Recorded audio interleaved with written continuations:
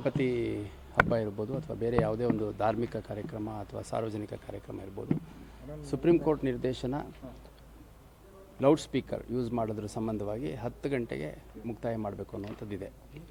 ಈಗ supreme court ಆದೇಶವನ್ನು ನಾವು ಪಾಲನೆ ಮಾಡಬೇಕಾಗುತ್ತೆ ಹೊರತು ನಾವು ಅದನ್ನು ಅಮೆಂಡ್ ಮಾಡೋದಾಗಲಿ ಇಂಟರ್ಪ್ರಿಟ್ ಮಾಡೋದಾಗಲಿ ಅವಕಾಶ ಇರಲ್ಲ. ಹಾಗಾಗಿ ಸಾಕಷ್ಟು ಗಜಾನನ ಮಂಡಳಿ ಇರ್ಬೋದು ಅಥವಾ ಬೇರೆಯವ್ರದ್ದೆಲ್ಲ ಪ್ರತಿ ವರ್ಷ ಅವರು ಮನವಿ ಮಾಡ್ತಾರೆ. ಮತ್ತು ಅಷ್ಟು ಸಂಭ್ರಮದಲ್ಲಿ ಆಚರಣೆ ಮಾಡುವಂಥ ಸಂದರ್ಭದಲ್ಲಿ ಮೇಲ್ನೋಟಕ್ಕೆ ನಮಗದು ಅವರ ಡಿಮ್ಯಾಂಡ್ ಕೂಡ ಜಸ್ಟಿಫೈಡ್ ಅನಿಸಿದ್ರು. ನಾವು ಸುಪ್ರೀಂ ಕೋರ್ಟ್ ಆದೇಶ ಇರೋದ್ರಿಂದ ಕಳೆದ ಬಾರಿ ರೀತಿಯಲ್ಲೇ 10 ಗಂಟೆಗೆ ಮುಕ್ತಾಯ ಮಾಡುವಂಥದ್ದು ಮಾಡಬೇಕಾಗತ್ತೆ. ಅದನ್ನೇ ನಾವು ಪಾಲನೆ ಮಾಡಬೇಕಾಗುತ್ತೆ. ಡಿಜೆಗೆ ಏನಾದರೂ ಪರ್ಮಿಷನ್ ಮಂಡಳಿಯವರು ಯಾರು ಕೇಳಿದ್ದಾರೆ ಸರ್ ಅಥವಾ ಅದೇನಾದರೂ? ಇಲ್ಲ, ಆ ಪ್ರೋಸೆಸ್ಸೇ ಇನ್ನೂ ಸ್ಟಾರ್ಟ್ ಆಗಿಲ್ಲ.